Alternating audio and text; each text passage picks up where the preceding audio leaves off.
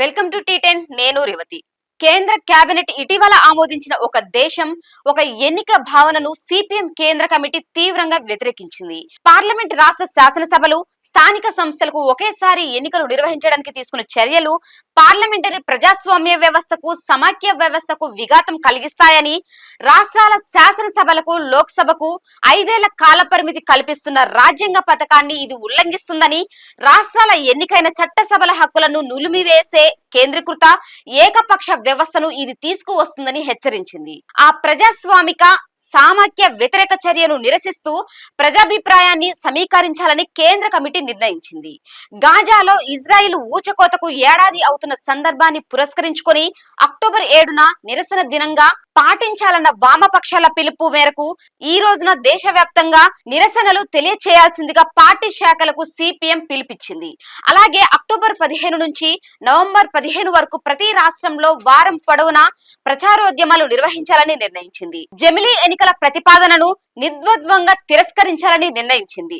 September 29, 30 తేదీల్లో న్యూఢిల్లీలో సమావేశమైన సిపిఎం కేంద్ర కమిటీ పలు అంశాలపై చర్చించిన అనంతరం ఒక ప్రకటన విడుదల చేసింది. ఇటీవల కాలంలో మరణించిన సీతారాం ఏచూరి, బుద్ధాదేవ్ భట్టాచార్య, ఇతర నేతలకు ఘనంగా నివాళి ఘటిస్తూ సంతాప తీర్మానాలను కేంద్ర కమిటీ ఆమోదించింది. మణిపూర్ లో పరిస్థితులు క్షీణించడం పట్ల కేంద్ర కమిటీ తీవ్ర ఆందోళన వ్యక్తం చేసింది. లోయకు, కొండ ప్రాంత జిల్లాలకు సరిహద్దుల్లో గల ప్రాంతాల్లో దాడులు చోటు చేసుకుంటున్నాయి. మౌలికమైన సమస్యలను పరిష్కరించడంలో కేంద్ర ప్రభుత్వం, రాష్ట్రంలోని బీజేపీ ప్రభుత్వం పూర్తిగా విఫలమయ్యాయి. ఈ పరిస్థితి ఘర్షణలకు దారితీస్తోంది. జాతుల విభజన మరింత దృఢమయ్యే పరిస్థితులు అభివృద్ధి చెందడానికి అనుమతిస్తోంది. మణిపూర్ పట్ల కేంద్రం తన బాధ్యతను విడనాడిందనేది అత్యంత స్పష్టంగా కనిపిస్తోంది. గత 16 మాసాల్లో ఒక్కసారి కూడా ప్రధాని మోడీ మణిపూర్ లో పర్యటించకపోవడం అనే వాస్తవం దీనికి బలం చేకూరుస్తుంది. సమస్యను పరిష్కరించడానికి అవసరమైన రాజకీయ చర్చలు, పరిష్కారాలకు అనువైన పరిస్థితులు సృష్టించే దిశగా మొదటి చర్యగా ముఖ్యమంత్రి బీరెన్ సింగ్ ను తొలగించాలని సిపిఎం పునరుద్ఘాటిస్తుందని చెప్పింది. అన్ని కమ్యూనిస్టుల ప్రజల హక్కులకు హామీ కల్పించడంతో పాటు శాంతి, అసాధారణ పరిస్థితుల పునరుద్ధరణకు అనువైన పరిస్థితి సృష్టించేందుకు కేంద్ర ప్రభుత్వం నేరుగా జోక్యం చేసుకుని ప్రధాన జాతుల గ్రూపులతో రాజకీయ చర్చల ప్రక్రియను ప్రారంభించాలని డిమాండ్ చేసింది. పాలస్తీనియన్ల ప్రయోజనాలకు మద్దతునిస్తూ భారత్ దీర్ఘకాలంగా అనుసరిస్తూ వచ్చిన విధానాన్ని మోడీ ప్రభుత్వం విడనాడింది. ఆక్రమిత భూభాగాల నుండి 12 మాసాల్లోగా ఇజ్రాయిల్ వైదొలగాలని కోరుతూ ఐక్యరాజ్య సమితి జనరల్ అసెంబ్లీలో తీర్మానం పెట్టి దానిపై ఓటింగ్ జరిపితే భారత్ ఓటు వేయకుండా గైర్హాజరైంది. భారత్ లో తయారయ్యే ఆయుధాలు, పేలుడు పదార్థాలను ఇజ్రాయెల్ కు ఎగుమతి చేయడానికి ప్రభుత్వం అనుమతిస్తోంది. ఈ ఆయుధాలను గాజాలో ఇజ్రాయెల్ సాయుధ బలగాలు ఉపయోగిస్తున్నాయి. ఇజ్రాయెల్ కు ఆయుధాల ఎగుమతులపై తక్షణమే నిషేధం విధించాలని కేంద్ర కమిటీ డిమాండ్ చేసింది. తమిళనాడులోని కాంచీపురంలో సమ్మె చేస్తున్న శశాంక్ కార్మికులకు కేంద్ర కమిటీ పూర్తి మద్దతు ప్రకటించింది. యూనియన్ ఏర్పాటు చేసుకోవడానికి గల హక్కును వినియోగించుకోవడానికే కార్మికులు సమ్మె చేస్తున్నారు. అయితే కార్మికులు యూనియన్ ఏర్పాటు చేసుకోవడానికి అనుమతించేది లేదంటూ శశాంక్ స్పష్టం చేసింది.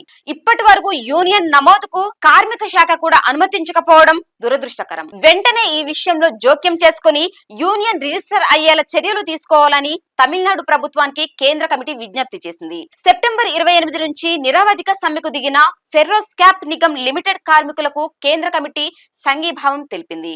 లాభాలు ఆర్జిస్తున్న మినిరత్న కంపెనీ FSNL ను ప్రైవేటీకరించడానికి ప్రభుత్వం చేస్తున్న ప్రయత్నాలను నిరసిస్తూ కార్మికులు సమ్మెకు దిగారు. జపాన్ బహుళజాతి కంపెనీకి ఈ కంపెనీని విక్రయించాలన్నది ప్రభుత్వ ఆలోచనగా ఉంది.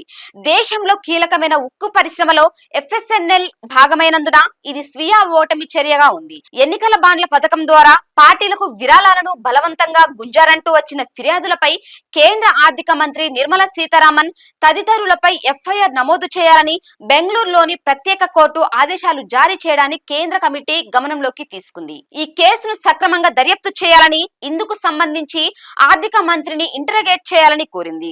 పెట్రోల్, డీజిల్ రిటైల్ ధరలను తక్షణమే తగ్గించాలని కేంద్ర కమిటీ డిమాండ్ చేసింది. ఈ ఏడాది ఏప్రిల్ నుంచి అంతర్జాతీయంగా ముడి చమురు ధర బ్యారెల్ కు $89.40 నుంచి $73.59 పడిపోయింది. అంటే దాదాపు 18% మేర తగ్గింది. కానీ మోడీ ప్రభుత్వ ఆదేశాల మేరకు చమురు ఉత్పత్తి కంపెనీలు దేశీయ రిటైల్ పెట్రోల్, డీజిల్ ధరలను తగ్గించలేదు. పెట్రోల్ డీజిల్ ధరలు అధిక ద్రవ్యోల్బణానికి దోహదపడుతున్నాయి. కూరగాయలు, ఆహార ధాన్యాలు, ఇతర నిత్యావసరాల ధరలు పెరగడానికి కారణమవుతున్నాయి. ధరల పెరుగుదలకు నిరసనగా ప్రచారాన్ని చేపట్టాలని కేంద్ర కమిటీ నిర్ణయించింది. పెట్రోల్, డీజిల్ రిటైల్ ధరలను తక్షణమే తగ్గించాలని డిమాండ్ చేసింది.